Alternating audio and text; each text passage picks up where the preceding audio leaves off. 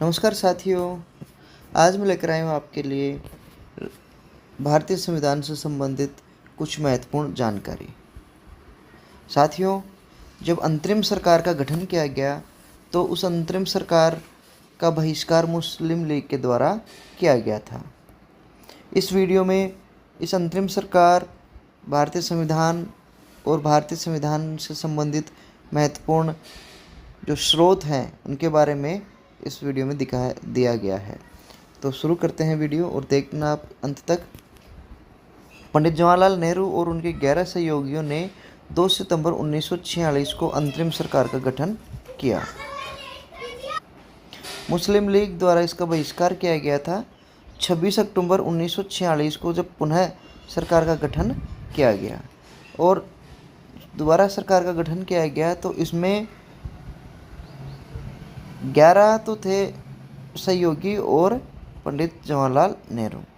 इनके सहयोगियों को निम्न प्रकार से मंत्री बनाया गया और उनको विभाग इस तरीके से वितरित किया गया। जैसे पंडित जवाहरलाल नेहरू खुद को कार्यकारी परिषद का उपाध्यक्ष बनाया गया। डॉक्टर राजेंद्र प्रसाद को खाद्य एवं कृषि विभाग दिया गया। सरदार वल्लभ भाई पटेल को सूचना, गृह एवं प्रसारण मंत्रालय दिया गया। बलदेव सिंह जी को रक्षा मंत्रालय, श्री राजगोपालाचारी इनको शिक्षा विभाग, आसफ अली रेलवे विभाग, जॉन मथाई को उद्योग एवं नागरिक आपूर्ति, जगजीवन राम को श्रम मंत्रालय और CH भाभा को बंदरगाह एवं खनन विभाग। अंतरिम सरकार में मुस्लिम लीग के कुछ सदस्य थे, जैसे जोगेंद्र नाथ मंडल इनको विधि, गजनफर अली खान को स्वास्थ्य, लियाकत अली खान को वित्त, I चौधरीगर को वाणिज्य और अब्दुल रब निस्तार को संचार विभाग दिया गया। संविधान सभा में अल्पसंख्यक वर्ग का प्रतिनिधित्व इस प्रकार से रहा। नेपाली को, जो नेपाली समुदाय है अल्पसंख्यक, उसको 1 सदस्य जो कि बंगाल से निर्वाचित हुआ। सिख समुदाय के 5 सदस्य, जो कैबिनेट योजना थी उसमें 4 सदस्यों का प्रतिनिधित्व दिया गया था, लेकिन उसमें 1 सदस्य एक्स्ट्रा इसमें संविधान सभा में रखा गया। पारसी समुदाय से 3, ईसाई से 7 और इंडो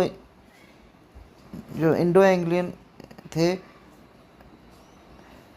आंग्ल भारतीय, वो 3। पिछड़ी हुई जनजातियाँ 5 सदस्य, अनुसूचित जातियों के 33 सदस्य और मुस्लिम समुदाय के 31 सदस्य इसमें चुने गए थे। भारतीय संविधान की जो प्रस्तावना है ये अपने आप में भारतीय संविधान की आत्मा है।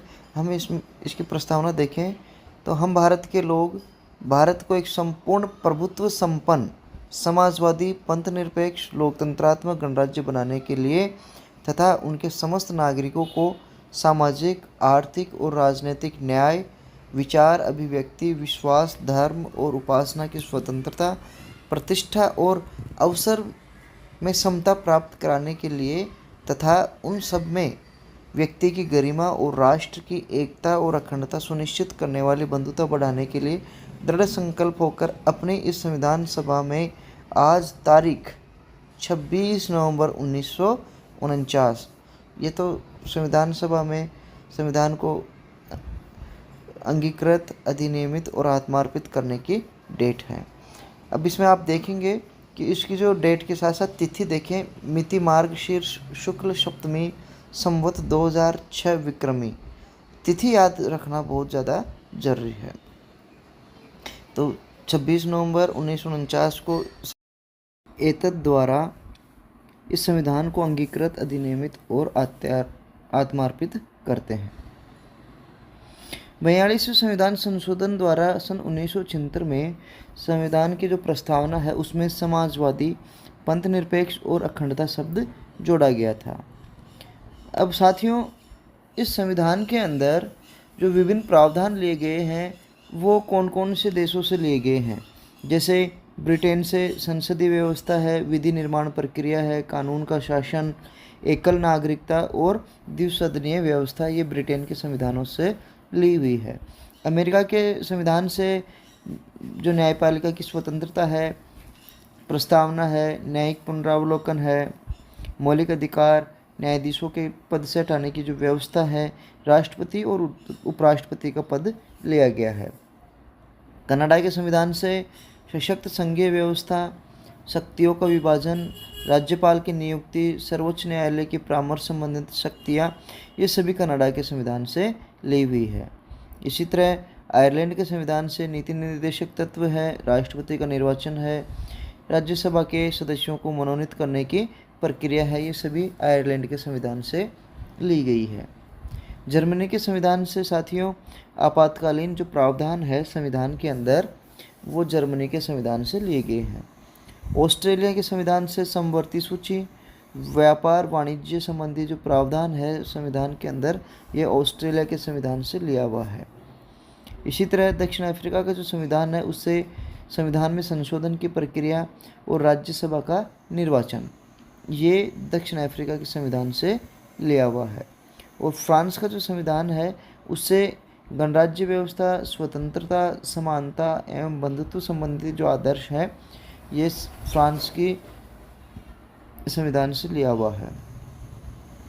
रूस के द्वारा ये जो रूस का संविधान है उससे मौलिक कर्तव्य, न्याय संबंधी जो आदर्श हैं उनकी प्रस्तावना को सम्मिलित किया गया है। और भारतीय संविधान का एक बहुत बड़ा हिस्सा, 2/3 भाग के आसपास, जो भारत सरकार का जो अधिनियम 1935 था, इससे लिया गया है। और स्पेशली भारतीय जो संघीय न्यायपालिका की शक्तियाँ और संघीय व्यवस्था इससे ली हुई है। अब साथियों अपना जो संविधान है इसकी क्या विशेषताएं हैं, कभी कभी प्रश्न के अंदर परीक्षाओं में संविधान की जो प्रमुख विशेषताएं हैं वो पूछ ली जाती है।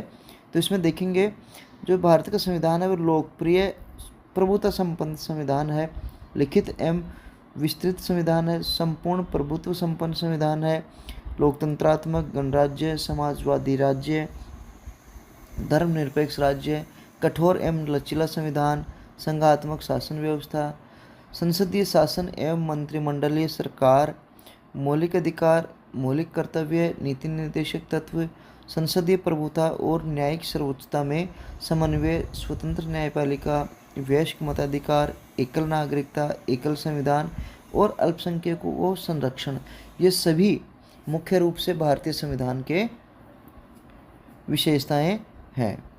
साथियों ये था अपना एक छोटा सा वीडियो भारतीय संविधान पर और इसके प्रस्तावना, इसकी विशेषताएं और अंतरिम सरकार के ऊपर। आशा करता हूँ आपको ये वीडियो अच्छा लगा होगा और उम्मीद करता हूँ आप अपने दोस्तों को भी इसको शेयर करेंगे, लाइक करेंगे और कमेंट ज़रूर करेंगे। धन्यवाद।